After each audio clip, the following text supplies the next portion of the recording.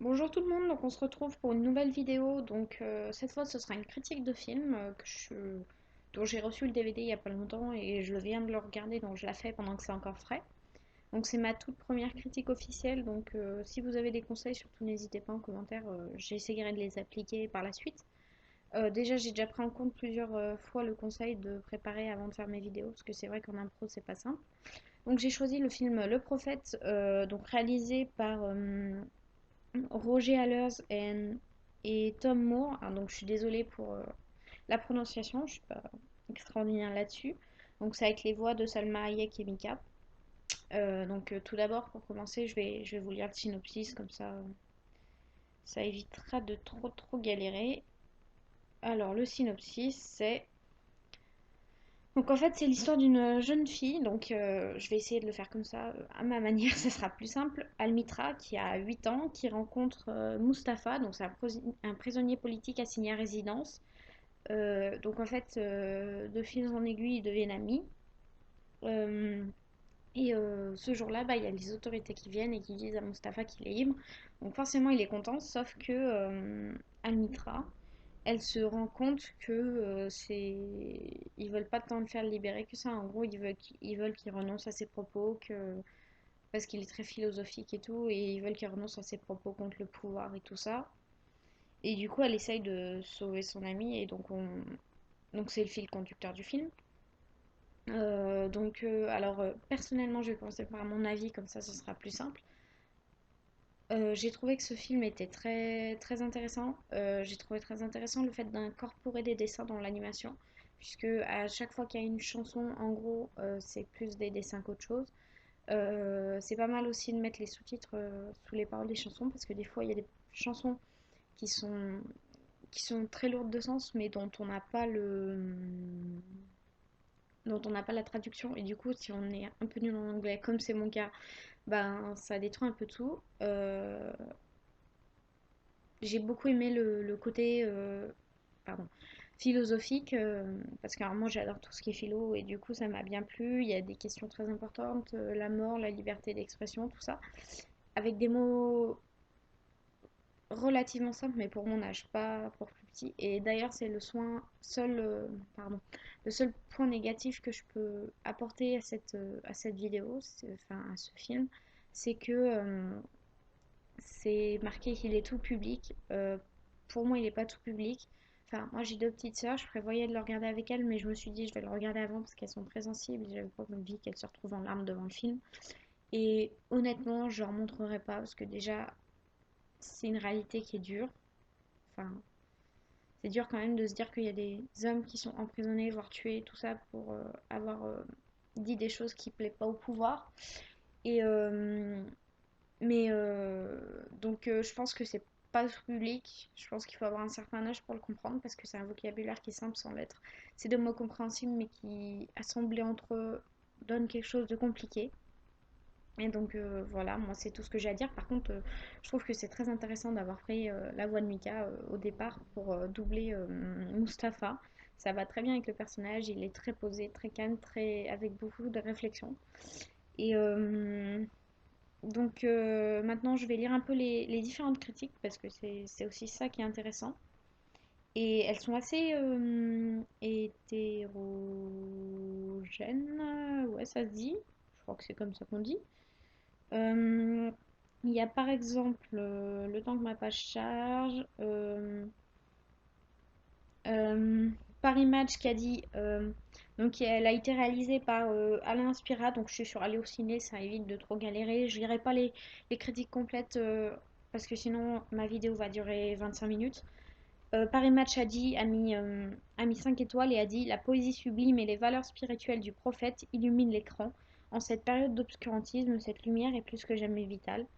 Là, je suis tout à fait d'accord avec eux parce que même si c'est un film dur, c'est tout le temps très positif. Mais par exemple, il y a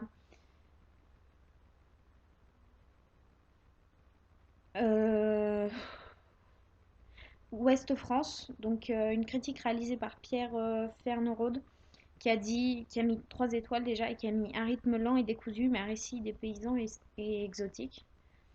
Ce qui ressort dans la plupart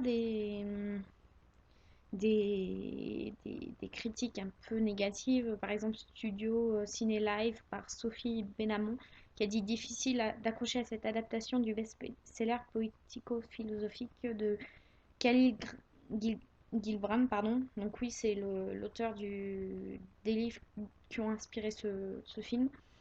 Et elle a mis 2 étoiles. Donc c'est beaucoup ce qui ressort dans les critiques, le fait que ce soit très décousu, très compliqué aussi. Euh, Le Monde a carrément mis, donc ça a été fait par Mathieu Mecheret, il a mis 1 étoile et il a mis un récit nièvre à l'orientalisme de bazar orchestré par un ancien de chez Disney. Euh, La Croix a mis 1 étoile et a dit produit par Salma Hayek Pinault, le film de Roger Allers échoue lourdement dans son audacieuse tentative d'adaptation du best-seller poétique de Khalil Gibran. J'arriverai pas à le mettre. Euh, Et carrément, il y a criticat.com qui a été fait par Benoît Smith qui a mis inspiré du film Le Prophète de Gibran, il y a des moments où l'inspiration a bon dos. Donc c'est pas les critiques entières puisque je vais pas toutes les lire, mais moi je trouve qu'ils sont quand même durs dans leur façon enfin, de le critiquer parce que on voit bien que c'est très hétéroclite. Il y a des 5 étoiles comme des 2 étoiles, surtout il a été nominé 3 fois, je crois. Oui, il a été nominé 3 fois. Donc ses nominations, c'est au Festival de cinéma américain de Deauville de 2015. Il a été nommé première hors compétition au Annie Awards 2016. Il a été nommé... Attendez, j'ai perdu ma page. Parti. Nommé meilleur réalisateur pour le cinéma, donc c'est Roger Allers qui a reçu le prix. Et nommé aussi meilleur film d'animation indépendant. Donc moi je suis tout à fait d'accord parce que je regarde énormément de films d'animation indépendant et c'est certainement un des meilleurs de l'année 2015 que j'ai vu. Et honnêtement je salue la performance des acteurs parce que mine de rien c'est pas un film qui est très simple à doubler parce que les mots sont compliqués. Euh, la... Comment je peux dire?